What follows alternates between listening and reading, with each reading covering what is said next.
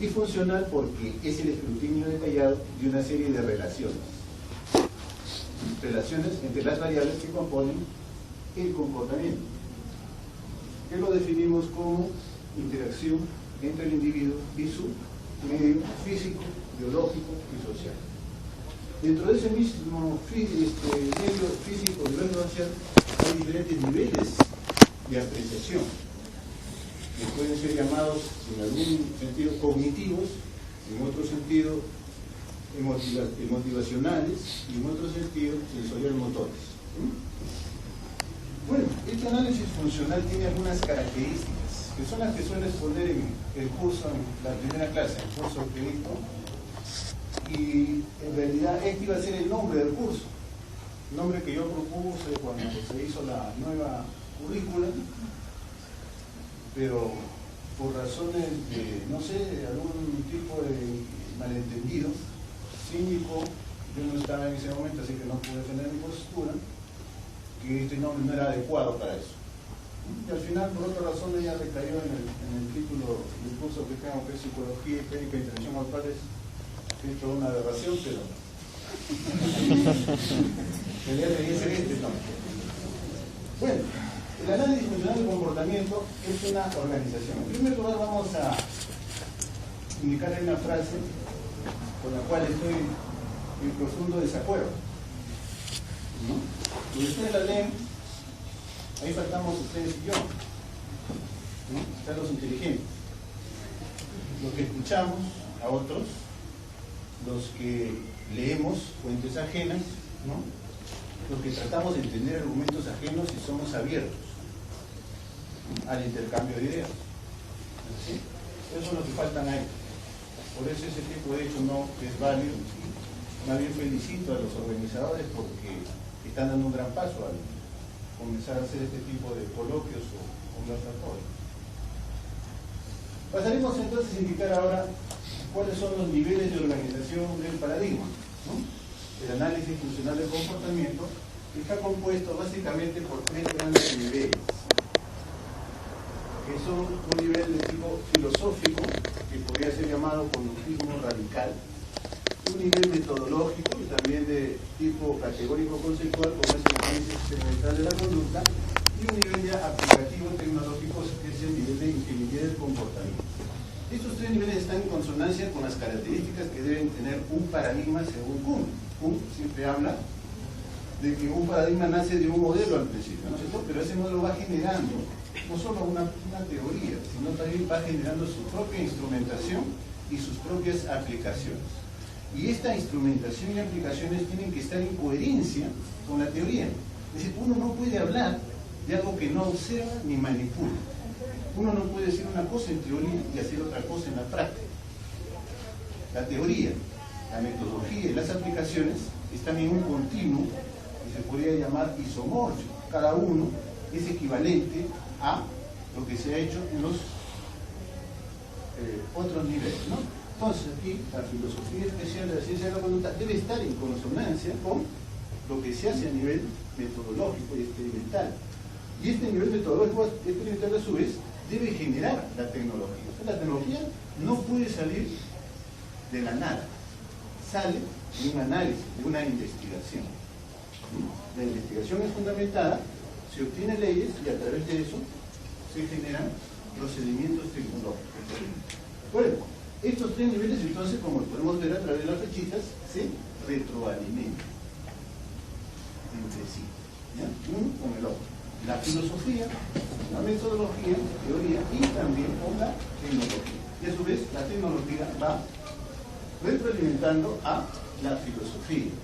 Puedo indicar ahora en qué consiste más o menos de acuerdo a un enfoque general en qué consiste cada uno de esos niveles de organización. En cuanto a la filosofía especial, ¿qué podemos decir? El objeto de estudio es, ya lo dijimos, el comportamiento de conducta, considerado como interacción. Por lo tanto, es un objeto amplio, integrador, que comprende una gran cantidad de fenómenos. Este objeto, a su vez, rechaza, por definición, reduccionismo, ¿no? Porque el objeto de estudio de la psicología es una cosa y el objeto y otras ciencias es otra, ¿no es cierto? Reducir la psicología a otras ciencias, biología, sociología, es incorrecto, no son parte del quehacer psicológico. Entonces acá lo que buscamos es un objeto de estudio netamente psicológico, en este caso psicológico como tal la conducta, el cual vamos a decir después algunas características, ¿no? Esta filosofía especial se llama así, especial, porque no es una filosofía que pretende elucidar los grandes problemas del mundo ni del hombre. No se pretende ocuparse del ser ni nada de eso. Es filosofía especial porque es una filosofía de gestión, de la praxis. Nace de la interacción misma con el objeto de estudio, con las características de aquel. El científico lo que hace es hurgar, ¿no es cierto?, en la naturaleza. Descubre las leyes, ve sus relaciones, sus conexiones, cómo estas se van generando otro tipo de extensiones. Esa tarea es llamada filosofía especial. Esa filosofía especial, por supuesto, dependerá de una filosofía general, que ya podríamos llamarla, según las corrientes conductuales del caso, algunos le dicen contextualismo, otros le dicen filosofía analítica, otros pragmatismo. Muy bien, esta filosofía, decíamos entonces, genera un análisis experimental en consonancia con ese objeto de estudio objetivo, ¿no? Este análisis experimental elucida características en el objeto de estudio que vamos a enumerar de 4 formas. 1, como dimensiones, como unidades analíticas, como paradigmas y como parámetros de medición. Vamos a pasar al siguiente cuadrito para ver eso. En cuanto a las dimensiones, son 4. La conducta, el comportamiento ocurre en el espacio-tiempo. Por lo tanto, es un objeto de estudio objetivo, se puede registrar. No ocurre en el vacío, no ocurre en un mundo fantasmal, inexistente. Esto no es indicador de nada, simplemente la conducta es conducta, es algo que fluye en el tiempo y el espacio. Se puede ver y se puede registrar. Y lo que no se puede ver directamente, se puede ver indirectamente, utilizando aparatos o otro tipo de procedimiento. En segundo lugar, es un flujo, por ejemplo, un continuo, pero es fragmentable. O sea, uno puede, casi como tomarle una fotografía al flujo, ¿no es cierto? Supongan que es un tren que está pasando. Usted le toma una foto al tren y está congelado. Ese congelamiento es el episodio conductual que podríamos llamar segmento. Un segmento contingencial en el cual nosotros nos fijamos para ver qué es lo que está pasando en ese cuadro, en ese momento en particular. Y a su vez podemos desglosarlo en elementos que lo constituyen. Hay varias ecuaciones conductuales que dan cuenta de estos fragmentos. Los interconductistas, que es una de las modalidades conductuales más populares en el Perú, lo fragmentan, por ejemplo, en la ecuación de Cantor, tabla de segmento de conducta, función de estímulo, función de respuesta, historia interconductual, eventos disposicionales. En fin, tratan de ver todos los aspectos del cuadro del comportamiento en términos de las variables que se interrelacionan entre sí y dan lugar al episodio que llamamos conducta en un momento determinado. Este flujo fragmentable es también una estrategia que suelen utilizar los científicos en cualquier ciencia, ¿no? Como digo siempre en la clase. Si nosotros decimos que el tiempo está dividido en minutos, segundos, horas, días, meses, etc., no es porque pensemos que realmente lo está. Es simplemente una estrategia pragmática para dimensionar ese objeto de estudio, para tenerlo a disposición y poderlo cambiar, poderlo modificar. ¿Se dan cuenta? Utilizarlo para fines humanos. ¿Ya? Cuando dividimos el suelo en metros, en centímetros, no es que pensemos también que ese globito terráqueo que ustedes ven dividido en cuadraditos, ¿no? En cuadritos, es así, ¿no es cierto? El científico lo que hace es manejarlo de esa forma. Son constructos que uno utiliza para poder hacer alcanzable y medible el objeto de estudio. Es lo mismo que hace el científico de la conducta. Lo que hace es tomar la conducta y fragmentarla en una serie de unidades analíticas. ¿Sí? Cada una de esas unidades analíticas se van a analizar en términos por separado y también en sus interrelaciones para poder ver cómo funciona el fenómeno y también cómo se puede utilizar en términos tecnológicos. A su vez también el tamaño de estas unidades como tercera gran dimensión es elegible según los intereses del observador. O sea, por ejemplo, si nosotros hablamos de estímulo, función de estímulo, respuesta, función de respuesta, etc., no estamos hablando de una unidad molecular necesariamente. El tamaño lo ponemos nosotros. Nosotros somos los investigadores, somos los observadores, nosotros decimos, bueno, tal cosa me parece un estímulo, categorizo como tal, pero puede ser un evento molar, un evento grande, ¿no? Y en otros casos puede ser un evento más pequeño. Yo, por ejemplo, puedo calificar como conducta, ¿no?, al acto de mover la página de un libro, en cuyo caso sería una conducta molecular. Estoy haciendo un acto motor inmediato, registrable y contable, ¿no? Pero también puedo registrar como conducta la conducta de leer todo el libro, como actividad. ¿Qué estás haciendo? Estoy leyendo todo el libro. Estoy leyendo mi libro. Estoy haciendo la actividad, la conducta de leer todo el libro. Entonces, el interés del investigador es el que pone el tamaño de la unidad. Por lo tanto, no estamos hablando acá netamente de análisis mecanicista, ni mucho menos. No estamos hablando de unidades, estímulos, respuestas pequeñas. Estamos hablando de segmentos de realidad conceptuales que uno mismo lo trabaja en función a sus intereses. Por último, la conducta es medible mediante parámetros. Los parámetros son variables que van cambiando mientras otras se mantienen estáticas. Y eso permite hacer una medida de cómo va marchando cierta parte del comportamiento con respecto a otro.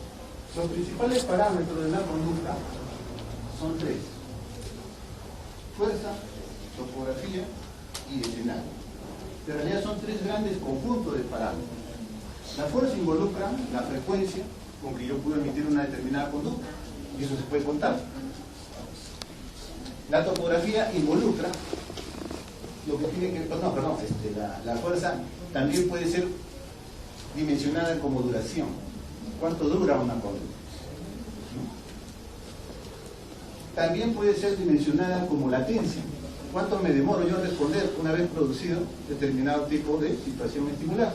Y por último puede ser medida también como intensidad, una respuesta que puede ser glandular o cerebral, de tipo fisiológico que yo puedo medir. Por ejemplo, Pablo utilizaba la medida de intensidad para hacer sus experimentos con el perro, ¿no?, glandular. Después tenemos el conjunto de parámetros llamado topografía, que según lo dice su nombre, es algo que es observable directamente, es la superficie. Es lo que generalmente otros psicólogos conciben como conducta. O sea, la parte observable directamente. Estoy tomando un vaso de agua, esa es la conducta. Lo que pensé adentro no sería conducta, sino otra cosa, ¿no? La topografía viene a ser, entonces, la superficie, lo que se ve, lo físico, lo que comúnmente se llama observable, pero directamente observable, ¿ya?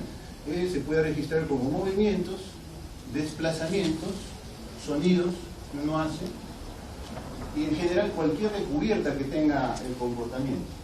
Inclusive también se puede ir a la topografía del sistema nervioso a través de las tomografías que se hacen. Bueno, después tenemos las variables del escenario. Como estamos hablando acá de interacciones, no podemos obviar el contexto en el cual se emite cualquier conducta, y se también tiene que medirse. Pero ese escenario tampoco es abstracto, es concreto. Se da como tiempo y espacio en el cual se emite la conducta. Por lo tanto, en el escenario tendrá que haber una variable geográfica. ¿En qué momento y en qué lugar estoy emitiendo el comportamiento? En segundo lugar, tendrá que haber una variable demográfica. ¿Quiénes están presentes? ¿Quiénes son significativos o no dentro del episodio de interacción a nivel social? Estamos hablando de otras personas, ¿no? Y por último, como variable también del escenario está la parte ecológica, que es ya el contexto netamente físico, la temperatura, la luz, todas esas cosas. Todas esas consideraciones, entonces, a través de los parámetros de medición, nos dan una idea de lo que es la conducta en esa fotografía que hemos mencionado, en ese congelamiento. Ahora, ¿cuáles son las unidades analíticas que están insertas en todas estas dimensiones? Ya les mencioné la ecuación de Cantor. Es una de las que se usan. Otra de las que se utilizan y se puede utilizar de manera flexible es la llamada EPO-RK0, donde están también todas las variables que intervienen. Aquí cada una de las unidades analíticas tiene su propia definición. El estímulo vendría a ser definido como todo aquello que afecta el comportamiento, cualquier situación. Y hemos dicho que ahí no importa el tamaño. Podemos hablar de elementos socioculturales que afectan el comportamiento como elementos puntuales. En la jerga, por ejemplo, interconductual se llama macrocontingencial al aspecto sociocultural. Se puede afectar de manera indirecta, porque no hace. Y microcontingencial a las relaciones inmediatas que uno puede ir emitiendo y que definen lo que uno puede estar haciendo en determinado momento. Las variables que están insertas en el organismo vienen a ser llamadas disposicionales, tienen que ver con variables genéticas, neurológicas, anatómicas, todo aquello que puede interferir, obstaculizar o favorecer la emisión de un comportamiento en términos fisiológicos o biológicos. Después está la categoría de respuesta, que viene a ser la unidad analítica prácticamente por antonomasia. La respuesta es casi sinónimo de conducta, habíamos dicho, puede ser de diversos tamaños según uno la conciba, puede ser una ejecución, puede ser un desempeño, que es una suma de ejecuciones, puede ser una actividad. Después está la contingencia, que tiene dos tipos de definiciones, una definición operativa y una definición conceptual. A nivel conceptual, entendemos la contingencia casi como la foto de que hemos hablado, sinónimo de segmento conductual. La contingencia viene a ser la suma de todos los elementos que podemos ver en sus interrelaciones cuando nosotros ubicamos un fenómeno y lo estudiamos, un fenómeno psicológico. Eso es a nivel conceptual. Pero si nos quedáramos con esto solamente, no sabríamos cómo estudiarlo, ¿no es así? Entonces podemos también trabajar con una definición operativa, que es la circunstancia que rodea la conducta, o la respuesta del individuo en un determinado momento. La contingencia entonces suma aspectos antecedentes, aspectos actuales y aspectos consecuentes. Todo aquello que en el contexto espacio-temporal afecta al individuo. Entonces vendría a ser el estudio de esa interrelación. Eso es lo que se llama comúnmente triple o inteligencia. Y por último están las consecuencias de lo que hacemos, que es también parte de leyes de conducta, ¿no es cierto? Lo que uno hace va regulando lo que hará en el futuro. Como siempre yo digo en la clase, si ustedes ven a un amigo y lo saludan, y ese amigo no lo saluda a ustedes, y así durante varias veces ustedes lo van a dejar de saludar. Si a ustedes les gusta el tallarín y le dan tallarín 5 veces a la semana, ustedes van a dejar de comer tallarín probablemente. Cada vez tendrán menos tendencia a comer tiempo de escaparse de su casa para comer en otro lado. Las consecuencias de lo que hacemos regulan en gran medida lo que haremos en el futuro. Después están los paradigmas de investigación, que son en la parte básica, nomás estamos hablando del condicionamiento clásico y operante, pero acá hay una multitud de interrelaciones. Skinner y algunos de sus colaboradores llegaron a identificar, por ejemplo, no menos de 380 programas de combinación de diversas formas de conducta a nivel temporal, fijo, continuo, etcétera, etcétera. ¿Ya? Y así, estos paradigmas lo que hacen es darnos las leyes básicas, pero no nos dan la parte conceptual. Ya no podemos quedarnos solamente en los paradigmas de condicionamiento, son simplemente la base. Sin embargo, se puede decir que acá está el origen de las más de 80 leyes que hay en el campo de la ciencia de la conducta. Hay más de 80 leyes que se pueden enumerar. Y de esas 80 leyes, muchas de ellas, la mayoría han servido para poder inaugurar tecnologías. Y a su vez hay más de 80 o 90 técnicas actualmente que se pueden utilizar para poder modificar el comportamiento, gracias a ese trabajo experimental. Pues para eso sirven todas estas cosas, como no son simplemente un adorno conceptual, ¿no? Se trata de hacer una ciencia que sea útil, porque la ciencia no es solamente hablar y filosofar, es solucionar problemas, utilizar lo que uno hace, manejar la naturaleza para poner al servicio del ser humano, ¿no? Eso en cuanto a la ley experimental del comportamiento. Decíamos entonces que aquí se generaron leyes a partir de todo lo señalado. Estas leyes en gran parte sirven para fundamental tecnología. Estas tecnologías tienen cada una de ellas su propia forma de evaluación, diagnóstico e intervención. ¿No? Dentro del análisis del comportamiento hay muchos modelos, muchos de ellos vigentes, inmediatamente vigentes, y que han generado tecnologías diversas. Ustedes ya la han escuchado, la mayoría de ustedes, los nombrecitos: análisis conductual aplicado, modificación de conducta, terapia conductual, terapia cognitivo-conductual, terapia conductual-cognitiva, terapia constructivista clínica, también en el análisis de la conducta, todavía publican el libro respecto del conductual. Entonces, estas tecnologías se han desarrollado cada una a partir de diferentes modelos de ingeniería del comportamiento. Pero primero vamos a ver esa diversidad que me refiero, para después pasar efectivamente a las fórmulas de ingeniería del comportamiento que hay. Acá tenemos un cuadro en el cual vemos una especie de genealogía conductual desde su origen, que esto es llamado primera generación, ¿no? Actualmente hay 3 generaciones, ¿no? Esta es la llamada primera generación, donde tanto aquí como acá es que se producen los rudimentos del análisis experimental, el análisis básico. Aquí se van desarrollando las leyes. Como digo también siempre en mi curso, al principio no había nada, no se conocían leyes de conducta ni nada de eso. Entonces se trabajó desde abajo, tal como puede trabajar un ingeniero aeronáutico, ¿no es cierto? Ustedes han visto videos antiguos de aviones, cómo eran, cómo se empezó de la nada, ¿no? Con avioncitos casi de cartón, de juguete, entre comillas, que se elevaban 2 metros y se caían al suelo, porque se estaban probando las leyes. Una vez que se va obteniendo ese conocimiento acumulativamente, va generando nuevos desarrollos, hasta ya lo que vemos ahora, ¿no? Tremendo chumbo que llevan 300 a 400 personas y no se caen, ¿no? Tremendo artefacto de la fuente potente, cómo ir a la luna, etcétera, etcétera, ¿no? Entonces, ¿cómo se comenzó?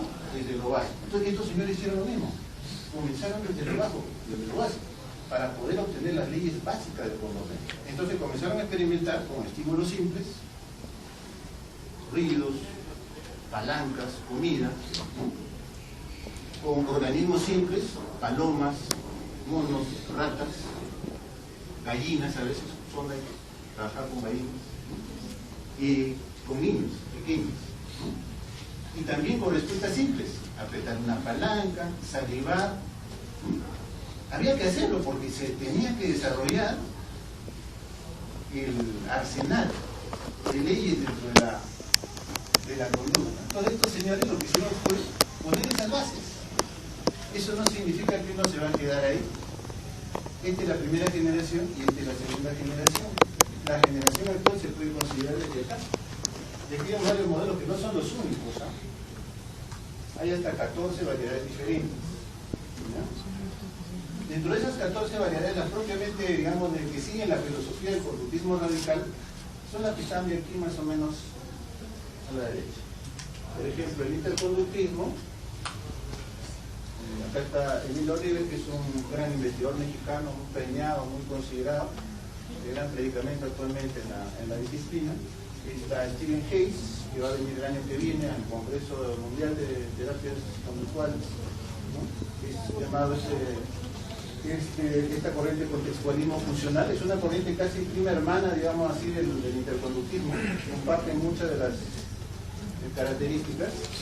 Ambos toman a Cantor, entre otros, pero aquí es un poquito diferente porque tiene más énfasis en Skinner también. Después está el conductismo teleológico de Raskin, es una variante menos popular, pero existe.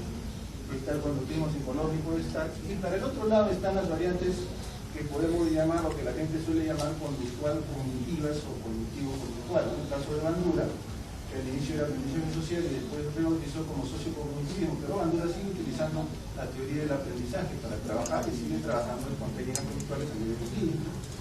Después está el famoso Alder Ellis, la terapia racional emotiva conductual, que es una variante centrífuga. Y también Lazarus, que es el enfoque multimodal que propone un eclecticismo técnico, es decir, todas las filosofías o inclusive técnicas ajenas pueden servir si es que a nivel práctico esa es su postura de él. La cosa es que cada uno de ellos tiene diferentes, como se ve a través de la flecha, diferentes apoyos fundamentales en su surgimiento. Yo particularmente me vino por la parte de aquí a acá, ¿no?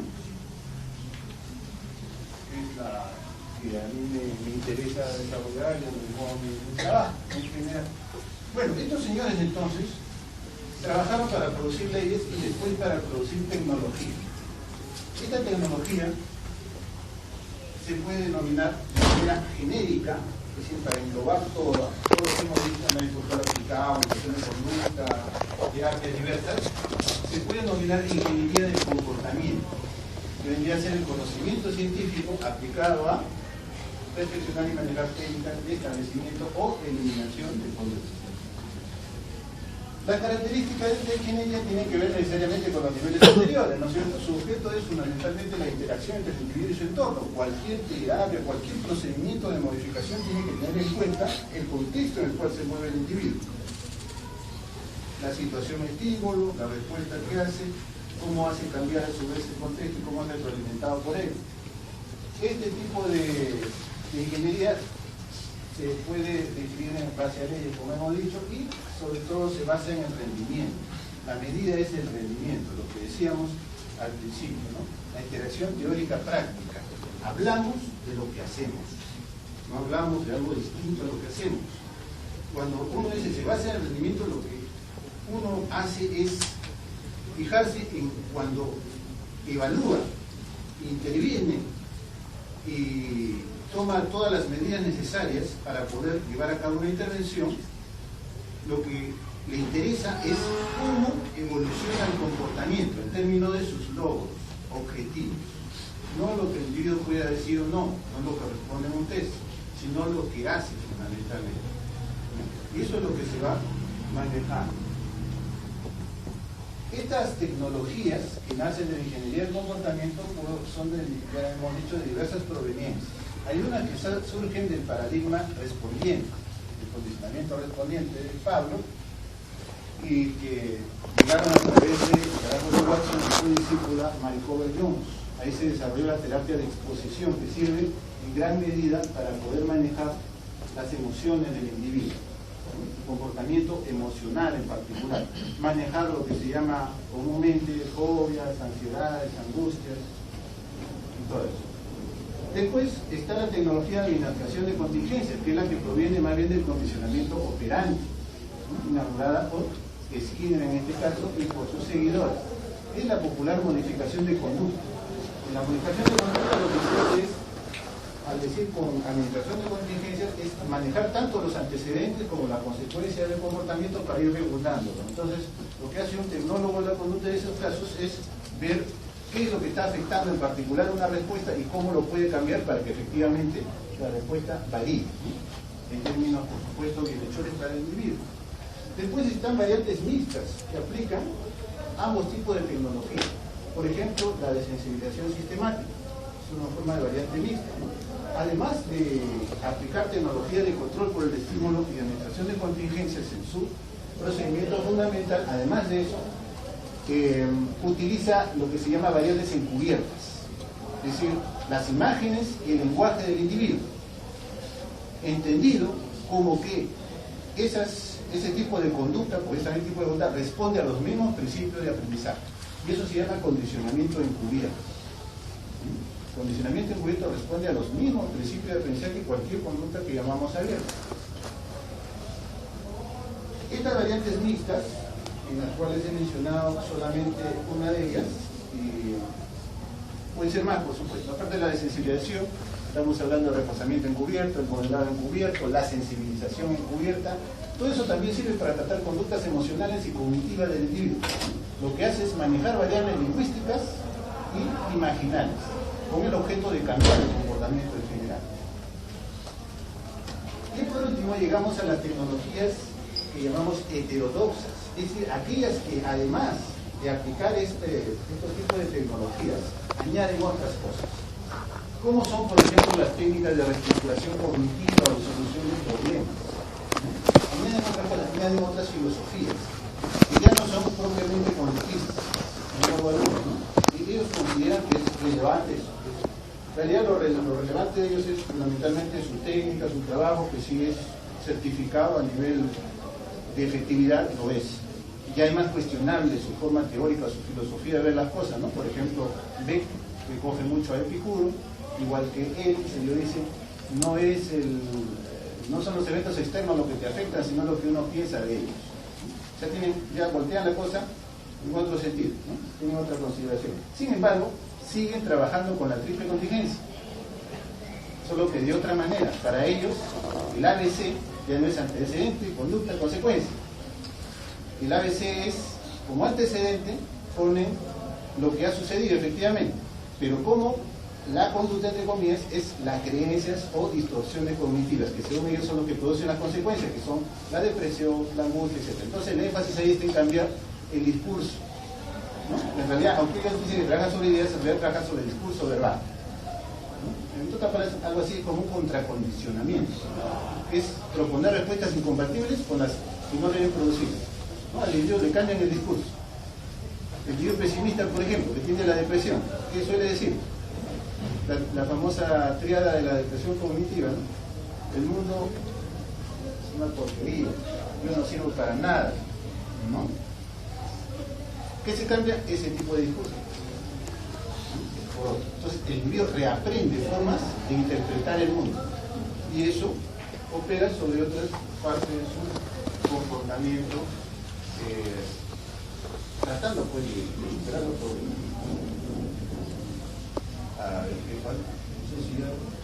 ¿Qué pasa en la voz? Venía nomás con lo que aquí nomás tenemos, para terminar, unos cuadros orientadores sobre cómo ha sido la producción de tecnología en general, ¿no? Por ejemplo, si hablamos solamente del campo clínico, aquí vemos en 1970 a 1990 todo lo que se produjo, tanto a nivel de orientaciones radicales, conductistas radicales como no radicales.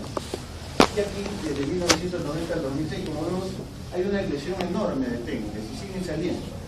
Y por último, aquí tenemos una clasificación que siempre la presento como ejemplo, porque no son las únicas técnicas, de hecho que se manejan más de 80 de aquí tenemos, por ejemplo, técnicas que surgen del manejo respondiente y operante, acá las que trabajan con exposición en fantasía, que manejan la ley del aprendizaje, pero a nivel, repito, lingüístico y imaginal. Las terapias de autorregulación o procedimientos, ya estamos hablando propiamente de terapia. Algunas son terapias y otras son procedimientos más bien de modificación de conducta, se pueden utilizar en cualquiera de los niveles de acción del psicólogo, educacional, social, organizacional, lo que sea. Aquí vemos una serie de programas que se trabajan. Cada uno de estos niveles va incluyendo el anterior. Estas son las leyes básicas, los principios básicos que se utilizan. Esto a su vez, cuando se pasa la exposición de fantasía, sigue utilizándose, pero a nivel lingüístico y imaginario. Aquí se sigue utilizando todo esto, pero ya inserto en programas, en paquetes de técnicas que se integran para producir mejores resultados. Por ejemplo, uno de los que se ha aplicado en el Perú ha sido este de manejo, sustitución de la agresión, por ejemplo, entre otros. Esto me refiero que se ha aplicado en sentido global, se ha hecho a nivel de todo un sector de población, ¿no? Los demás también se han aplicado, pero son a nivel ya particular, y también de investigación. Y por último, terapias vigentes que hay actualmente, ¿no? Nosotros vemos la terapia que llaman de tercera generación y también la de segunda generación. La de tercera generación es la aceptación y compromiso, analítica funcional, la terapia dialéctica conductual, que sirve, por ejemplo, para trabajar sobre la depresión, ¿no? Y sobre los trastornos límites, la conductual sistémica, que es una terapia de pareja, la terapia de activación, que ya propiamente sobre depresión misma, el análisis contingencial, que es una forma no terapéutica, una alternativa también para trabajar un ordenamiento distinto de las variables para poder organizarse y evaluar mejor un comportamiento y cambiarlo, ¿no? En base a ciertas características que ahorita no podemos entrar. Y solamente entonces terminamos indicando alguna bibliografía para que vayan. Obligatorio para cualquier aspecto conceptual, a nivel conceptual, es que derive, por favor, psicología general. para limpiar un poquito, entre comillas, el patio, ¿ya?, de todos aquellos mitos que suele acompañar la psicología. Para eso sirve mucho este libro. Y después a nivel ya también conceptual, pero digamos un poquito más concreto, de los de Spiller, Ciencia y Conducta Humana, algunos de estos para fines tecnológicos. Este también lo pueden encontrar, es excelente, es un enorme libro, más de 500 páginas, lo pueden encontrar. El PIN, tratamientos psicológicos, una perspectiva conductual. Es una visión también abuelo de pájaro, todo lo que es la tecnología. Este es más filosófico y más de realidad conceptual. Si realidades de conductismo. También. Este de estar también aprendizaje básico. Lo demás en libros diversos. Este de Luca Izquierdo quizás sea el artículo actualmente el más actualizado en el tratamiento del tema. Inclusive llega a hablar ya de una cuarta generación. O sea, yo creo que ya comentaríamos. Gracias. Sí, enfoques psicoterapéuticos.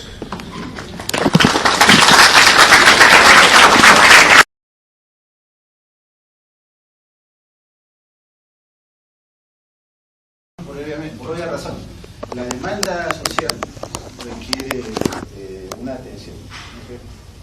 Y la demanda social es parte del trabajo del psicólogo, solucionar esa demanda. El problema era que de repente la psicología había avanzado demasiado, ¿no?, a nivel conceptual, de investigación, todo, pero no aclaró sus problemas de malas interpretaciones, sus mitos. Entonces se originó una tecnología que no era conductual, o alguna conducta también por ahí menos efectiva, porque no se articuló esa teoría con la práctica, ¿no? La idea acá es articular la teoría con la práctica. Yo siempre digo, esta es una teoría práctica y una práctica teórica. Una cosa va con la otra, no puede haber ese divorcio, ¿no?, porque es parte de acción de un paradigma. Yo siempre, si algo no se sujeta a esto, no puede ser llamado paradigma, puede ser llamado modelo conceptual, ejercicio teórico, filosófico, lo que sea, pero no es un paradigma, porque el paradigma tiene esos tres niveles: teoría, instrumentación y aplicación, y las tres van juntas, de ida y de regreso. Entonces, el momento en que se consigue eso, ya se puede decir que efectivamente ese tipo de tecnología puede resolver el problema, y la está resolviendo, ¿no? No pues de manera perfecta, como es lógico, lo conversamos también con los alumnos del curso, ¿no? No es nada es perfecto, pues nada es perfecto, se está trabajando en ese sentido. Pero si esto no es perfecto, hay cosas que son menos perfectas todavía.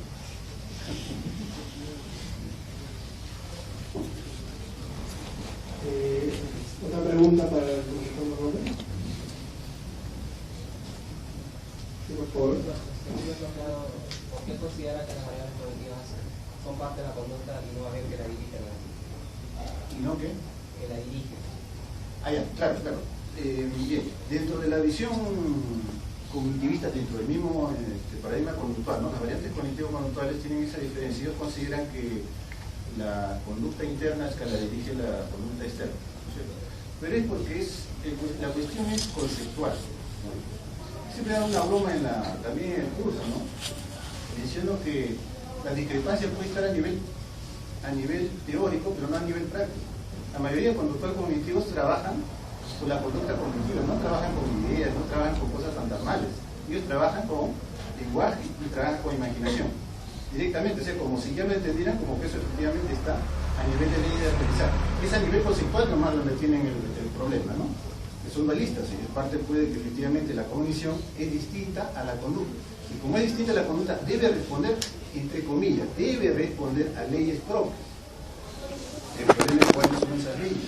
Como se dice, algunos han dicho, bueno, son las leyes las que están, la mayoría de las leyes son en realidad modalidades de leyes de condicionamiento respondiente. Es la ley del cierre, es una ley de condicionamiento clásico, más que una ley de gestal, ¿no? Y así pues son, en realidad el problema es conceptual.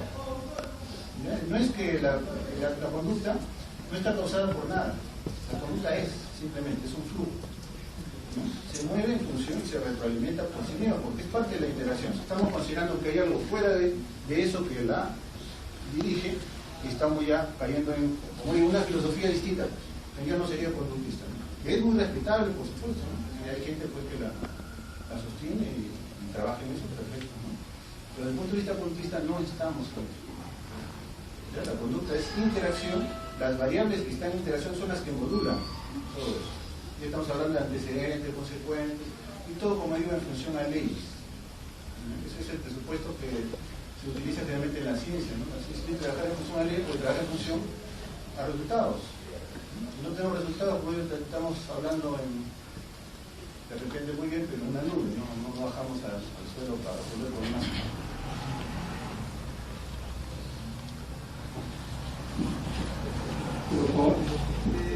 Profesor, buenas tardes. Con respecto al concepto de conciencia, ¿cómo considera el conductismo actual este concepto, ¿no? Porque hace un momento mencionó, por ejemplo, muy aparte de este punto, lo de las ideas, ¿no? Como algo fantasmal. Quería saber qué concepto tiene, por ejemplo, ¿no? Respecto a eso. Acá les dejo también es una lectura que utilizo en la práctica. Aproximación epistemológica de la conciencia en psicología con una perspectiva comportamental. Es un estudio que hace una revisión general del concepto. Bueno, ahora, en mi particular punto de vista, yo como siempre también lo veo en las clases, digo, bueno, si hablamos de conciencia tenemos que saber primeramente qué cosa es conciencia, ¿no? Cada uno tenderá a definirla de manera distinta, porque es un concepto impreciso, un concepto que en realidad no se presta al análisis científico. Si utilizamos, sin embargo, el análisis científico para llevar a cabo un escrutinio de la palabra conciencia, tendríamos que definir en qué contexto se utiliza la palabra conciencia.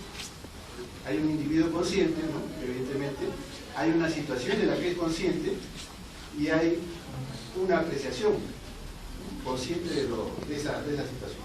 Entonces, pongamos en qué sentido se suele hablar de la conciencia según el contexto.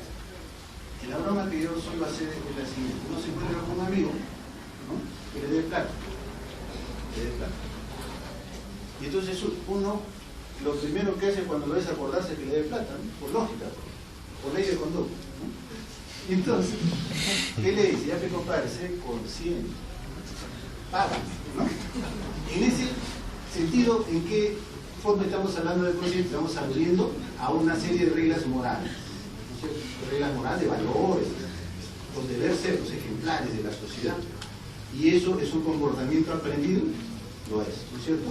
Si hablamos de conciencia, en cambio, como conciencia del lugar en que uno se encuentra, pues podemos decir pues, que conciencia es cuando yo le pregunto a alguien y le digo, bueno, ¿tú dónde estás? Pues estoy en el auditorio de la Facultad de Psicología y son la hora tal. ¿Soy consciente de eso? Perfecto. Otra forma de decir que soy consciente es cuando no estoy durmiendo. Cuando estoy durmiendo estoy inconsciente.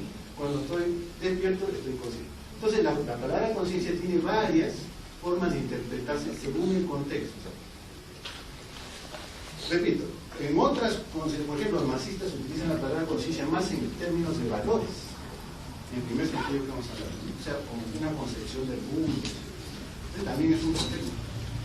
Cada uno de esos contextos es válido, pero hay que reconocer que todos son aprendidos. Ese es el asunto. La conciencia no es una entidad inmaterial o extraña que haya sido implantada por un ser divino, etcétera, en el ser humano, que eso nos distingue a los animales. Son cosas que el ser humano mismo ha inventado para poder justificar sus actos de comportamiento. Cuando Skinner también habla sobre lo que uno siente, él dice que es el propio cuerpo del observador. ¿A qué se refiere a eso? Y además, y para eso entonces él concluye que o sea, lo que uno siente también es físico, o sea, no escapa a lo mentaliza. ¿A qué se refiere cuando dice que lo que se observa adentro se siente es el propio cuerpo del observador? La pendeja yo quiero indicar que no soy intérprete de Skinner, no soy traductor de Skinner porque no soy skinneriano, primeramente. Sin embargo, esa parte donde Skinner habla de eso, él dice eso porque efectivamente cuando uno, entre comillas, mira hacia adentro, ¿no? Skinner le llama debajo de la piel, pues es una forma incorrecta de hablar, se llama eventos privados, incorrectamente.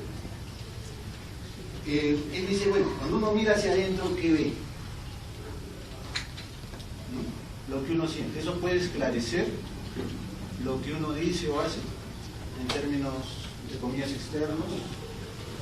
Entonces, Skinner dice, esa es una práctica, o debe entender que es una práctica banal, pues que no tiene sentido, ¿no? Porque eso no te da idea para nada. ¿Por qué? Porque Hegel dice, a nivel neurológico no tenemos las conexiones suficientes, no se ha desarrollado a nivel evolutivo de la especie humana para poder detectar exactamente lo que sucede dentro nuestro. No tenemos la conexión. Lo que ubicamos es nuestro propio repertorio. Es lo que pensamos es simplemente lo que hablamos, lo que etiquetamos, lo que la sociedad nos ha enseñado que somos, lo que podemos decir, que nos gusta, que no nos gusta, todo eso ha sido aprendido. Entonces, lo que debemos hacer es simplemente eso. Entonces necesitamos realmente mirar hacia adentro para ver eso. No hay nada que mirar ahí, porque todo lo que está dentro es simplemente lo que está afuera. Bueno, le agradecemos mucho su participación.